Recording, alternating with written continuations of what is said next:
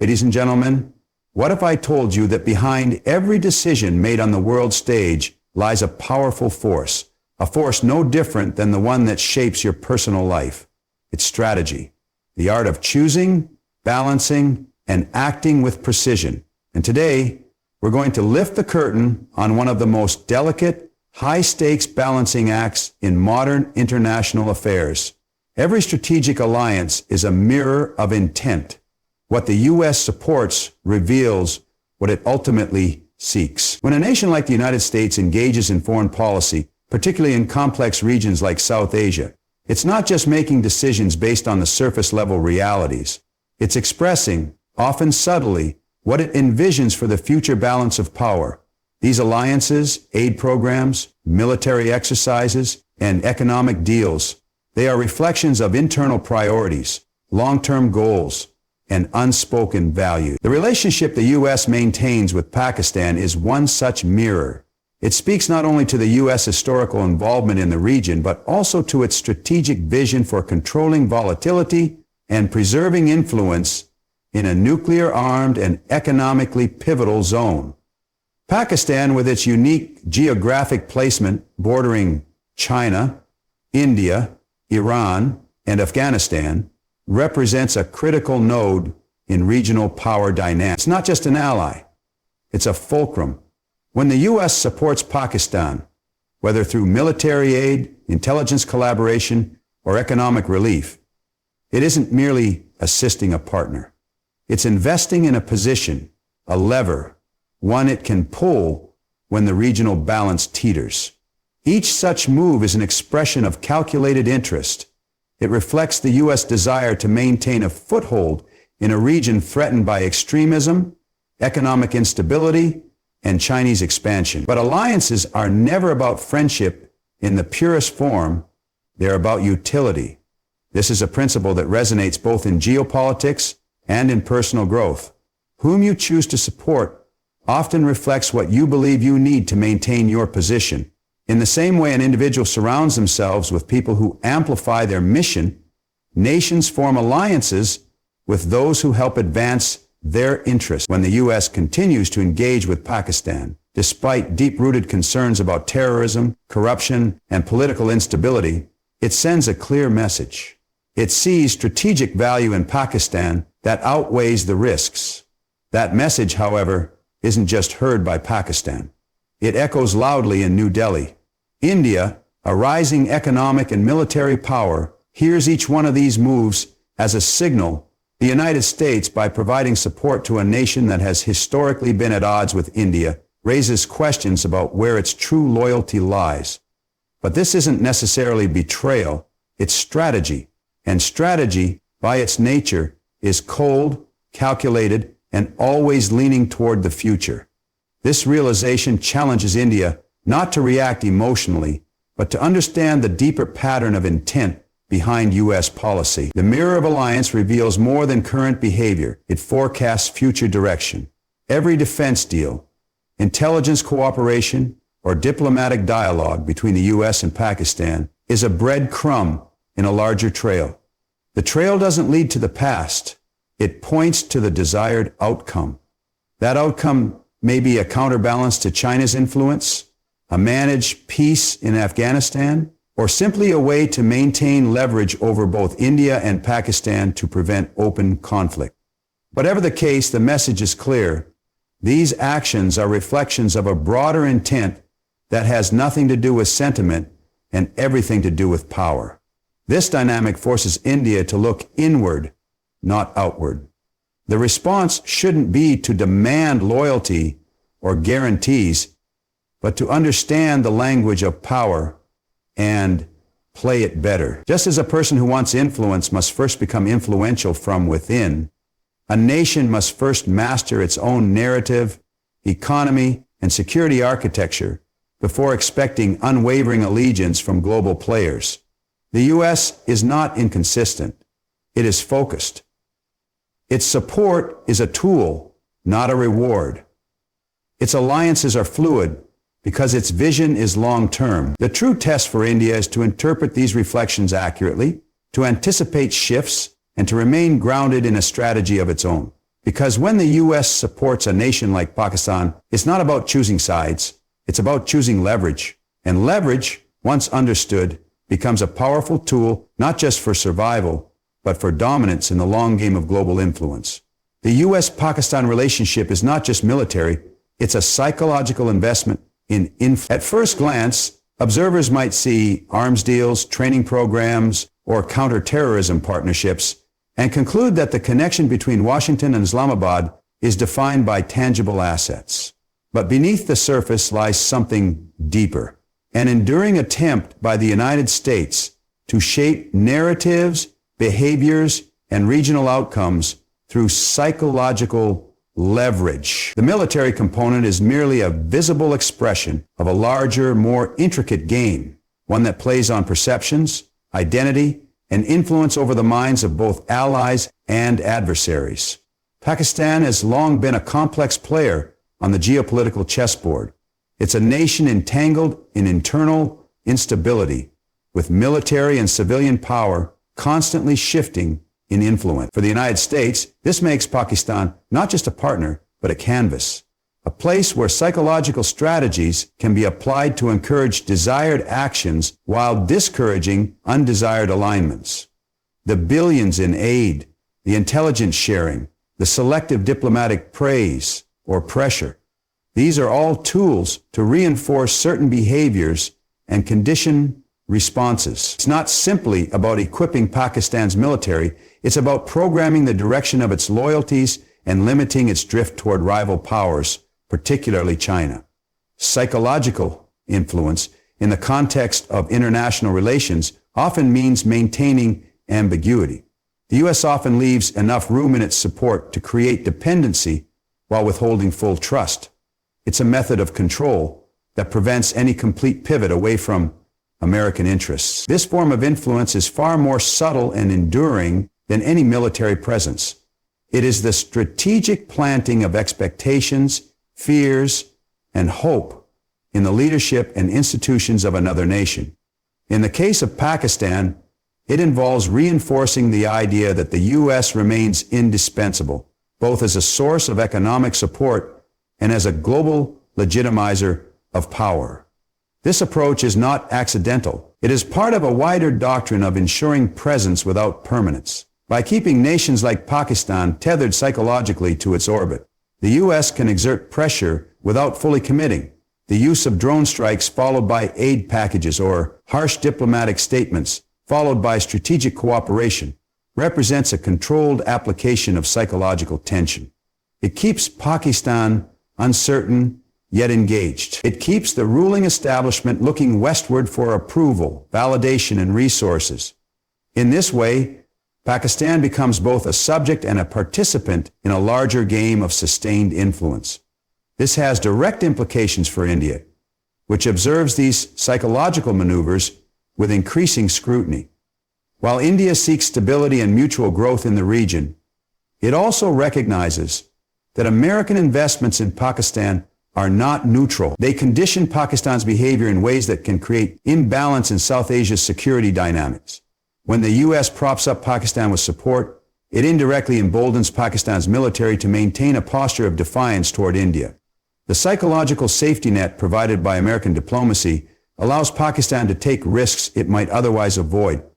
Furthermore, the psychological aspect of this relationship extends beyond Pakistan and affects how global narratives are shaped. The U.S., through media messaging, strategic leaks, and public statements, curates a perception of Pakistan as both a problematic partner and a necessary one.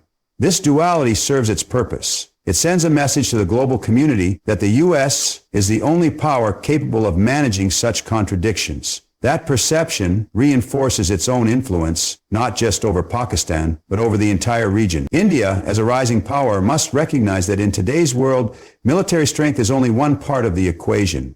Influence is increasingly shaped by psychological capital, by the ability to shape expectations, direct attention, and modulate fear and trust. Understanding the psychological dimensions of the U.S.-Pakistan relationship gives India insight into how global powers manage complexity, not through domination, but through persistent engagement of the mind. The United States is not merely present in Pakistan. It is present in its thinking, in its insecurities, and in its aspiration. India must read beyond the headlines and decode the energy behind each diplomatic move. In a world saturated with information, the true challenge is no longer access, it's interpretation. The daily news may capture the surface-level shifts in U.S. foreign policy, from statements by officials to announcements of aid or sanctions. But what's often missed is the deeper current, the intention behind the move, the silent motivations that never make it into the public transcript. For India, a nation steadily rising into global prominence, understanding these undercurrents is not optional. It's essential. Each diplomatic gesture, especially from a superpower like the United States, carries with it layers of meaning. A visit from a Secretary of State, a sudden policy shift, a delay in military aid. These are not random events. They are pieces of a larger puzzle designed with purpose and foresight. To stop at the headline is to see the surface of the ocean and miss the powerful tides below. When the U.S. engages with Pakistan in a seemingly contradictory manner, offering aid after condemning terrorism, resuming dialogue after strategic tension, it's not indecisiveness, it's deliberate calibration. And India must learn to read this pattern not as confusion, but as choreography. This ability to decode the energy behind diplomacy means recognizing that global politics is governed as much by psychology and narrative as it is by policy and military strength. For instance, when the U.S. emphasizes stability in the region, the subtext may be containment of China, preservation of trade routes, or domestic political calculation. Similarly, when it criticizes Pakistan publicly but continues to fund programs in the background, the message is crafted for different audiences. One for global optics, the other for tactical continuity. India's task is to discern not only what is said, but who it's intended for and why. To operate effectively on the global stage, India must elevate its lens of observation. This means cultivating strategic patience and developing an internal culture of intelligence-driven interpretation. Every bilateral meeting, every joint statement, every subtle omission holds meaning. It's about developing the instinct to detect shifts in posture even when words remain the same. When Washington speaks of shared democratic values with India, but simultaneously calls Pakistan a key partner in regional peace, it is signaling dual priorities. These signals are not contradictory if seen through the lens of layered intent. They reflect a nation trying to balance multiple interests simultaneously. The skill of decoding also requires India to see its own reflection in these moves. How the U.S. interacts with Pakistan often serves as a signal to India, testing its responses, observing its adaptability, and measuring its diplomatic maturity. A calm, strategic Indian response to American engagement with Pakistan sends a stronger message than protest or suspicion. It shows the world that India is secure in its trajectory and understands the complexity of global power dynamics. This understanding must be rooted not in emotional reaction, but in strategic insight. There's also a cultural dimension to this. Bridging this gap means India must become fluent in the language of subtlety, understanding when silence is a message, when delay is a signal, and when contradiction is a strategy. The U.S. plays long games, and its moves are often intended to open future options rather than provide present clarity. India must adapt its analytical framework to anticipate not just what the U.S. is doing now, but what it may be setting up 5 years from now. Reading beyond the headlines also means engaging with multiple sources of insight: academic think tanks, defense analysts, former diplomats, people who understand the back channels of diplomacy. It means building an internal system that doesn't just track what's visible, but senses what's forming. Only then can India move from being a passive observer of great power politics to a strategic interpreter, capable of acting with foresight and precision. True power lies not in reaction, but in response. India's strength is rooted in strategic patience. In a geopolitical landscape defined by rapid changes, provocation, and high-stakes maneuvering, the instinct to react is deeply ingrained. A military action across a border, a sudden policy shift by a rival, or a controversial alliance formed by a global power can spark outrage, demands for retaliation, and emotional rhetoric. But true leadership, both on a personal and national level, is measured not by how quickly one reacts, but by how intelligently one responds. Reaction is immediate, often emotional, and rooted in impulse. Response, on the other hand, is deliberate, calculated, and rooted in clarity of purpose. For India, surrounded by volatile borders and operating under the constant scrutiny of regional and global players, strategic patience is not weakness, it is wisdom. The temptation to react is always present, especially when U.S. actions seem to empower Pakistan or send ambiguous messages. Yet history has repeatedly shown that those who pause, assess, and act with intention often outperform those who rush into confrontation or policy shifts. Strategic patience allows a nation to preserve energy, observe patterns, and make moves when they are most effective, not when they are most expected. The ability to respond instead of react also means India must remain anchored in its long-term vision. It's easy to get drawn into the drama of day-to-day diplomacy, the statements, the visits, the joint declarations. But India's strength lies in seeing beyond these events. Reaction focuses on the moment. Response focuses on the mission. And India's mission, as a rising power, is not just to manage current tensions, but to shape the future regional order in a way that reflects its values and safeguards its interests. That vision cannot be sacrificed at the altar of temporary emotional satisfaction. Responding strategically also builds global credibility. When India refrains from immediate retaliation or overreaction in the face of U.S. policy that favors Pakistan, it demonstrates maturity and stability, qualities that allies and investors deeply value. The international system respects consistency and measured action. Nations that overreact are seen as volatile, unpredictable, and emotionally driven. Nations that respond with poise are seen as reliable, sovereign, and capable of leadership. In this regard, India has an opportunity to model a new kind of regional leadership, one that balances strength with restraint, assertiveness with understanding. Strategic patience also offers the advantage of timing. In geopolitics, timing is everything. A well-timed statement can carry more weight than an immediate reaction. A delayed yet precise move can reshape alliances more effectively than rushed diplomacy. By holding back, India gains the ability to choose its moments wisely, to let other actors reveal their hand, and to act when conditions are most favorable. This control over timing is a form of power that is often underestimated in a world that glorifies speed. This principle is not unfamiliar to Indian philosophy and culture. Ancient Indian texts and historical strategies have long emphasized the virtue of self-mastery, of not letting external chaos disrupt internal clarity. In modern strategic terms, this means India must build institutions, doctrines, and diplomatic teams that are grounded in purpose, not pressure. It must approach every U.S.-Pakistan development not with outrage, but with analysis. What does this move mean? What are its intended and unintended consequences? What new opportunities or risks does it present?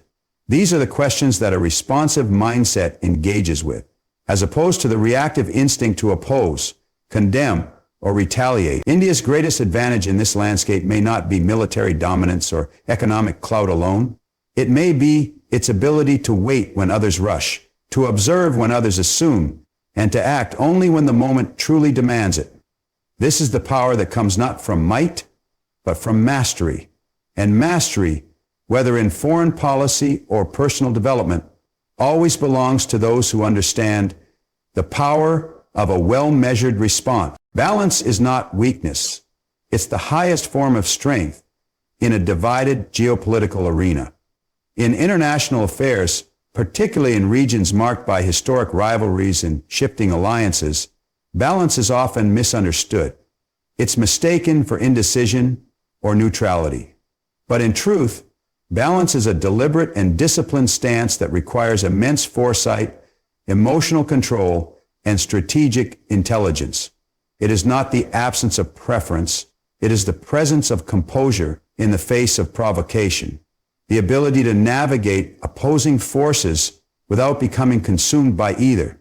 For a nation like India, operating in a neighborhood fraught with military tension, ideological divisions, and great power rivalries, balance is not just a policy, it is a necessity. The U.S. approach to South Asia, particularly its dual engagement with both India and Pakistan, demands that India maintain a posture of balance. It would be easy to swing toward extremes, either by distancing itself from the United States out of protest or by pressuring Washington to sever ties with Islamabad.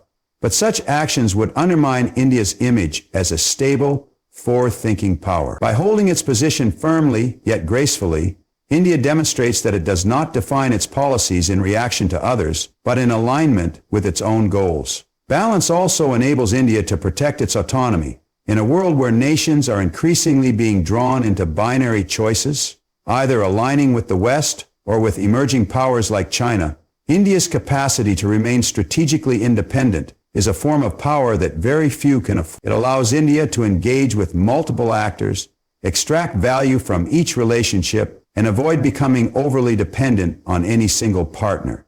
This autonomy is critical in preserving national interests over the long term.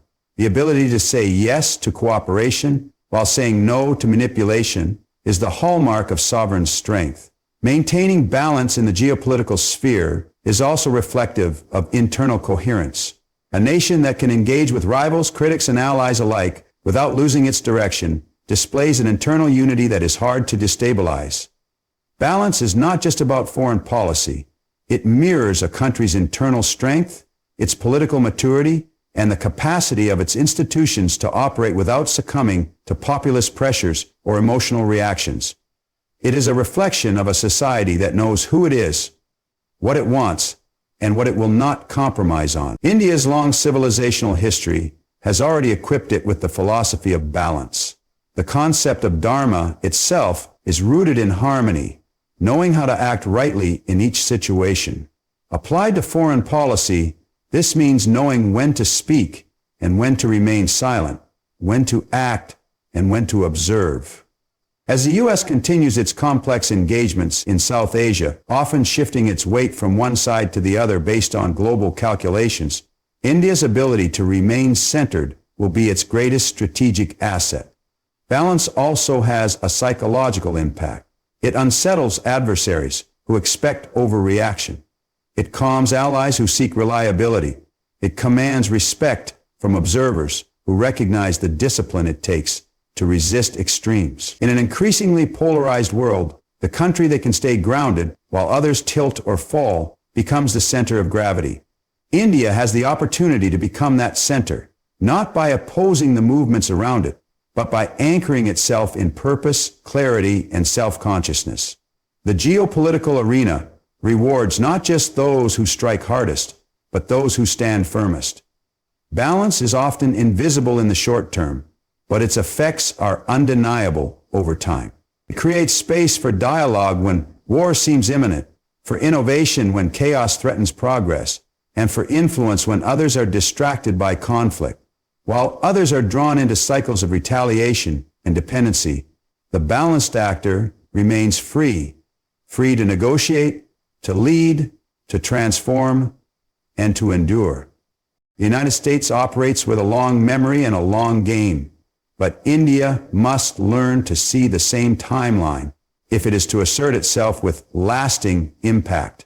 In geopolitics, the present moment is always a culmination of decades of promises made, betrayals committed, interests pursued, and trust broken or earned. Too often, nations get caught in short-term thinking, reacting to current developments without recognizing the trajectory that led to them, or the future being quietly shaped behind diplomatic curtains.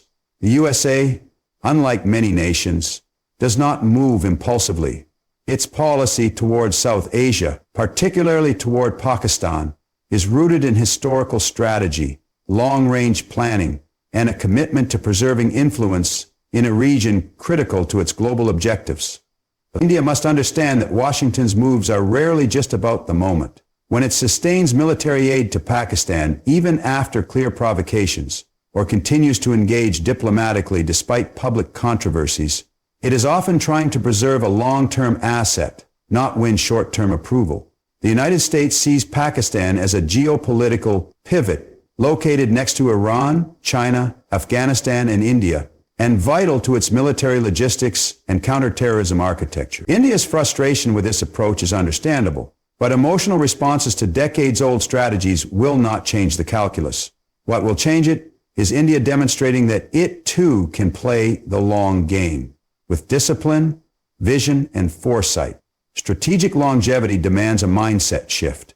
It means recognizing that alliances shift not when one player demands loyalty, but when value is created consistently and silently over time. India must not only match American patience, but outlast it. By building economic, military, and technological resilience, India becomes indispensable, not just to the U.S., but to the global balance of power. Being indispensable is far more powerful than being favored. Favor can change with administrations. Indispensability is built through quiet investment, capability, and persistence. Part of seeing the long game also means recognizing moments of opportunity disguised as contradiction. When the U.S. engages with Pakistan, it may also be testing India's diplomatic maturity. When Washington courts both sides, it could be creating a competitive environment to extract the best out of each relationship. If India gets drawn into zero-sum thinking, it will miss chances to shape the broader narrative. Instead, by focusing on deepening its own strategic relevance, India can ensure that every move the U.S. makes, even those favoring Pakistan, must consider India's reaction and long-term position. This is also a question of strategic patience versus strategic distraction. The United States knows that distractions, regional conflicts, internal instability, or public outcry can weaken a partner's ability to play the long game. India must resist being pulled off course.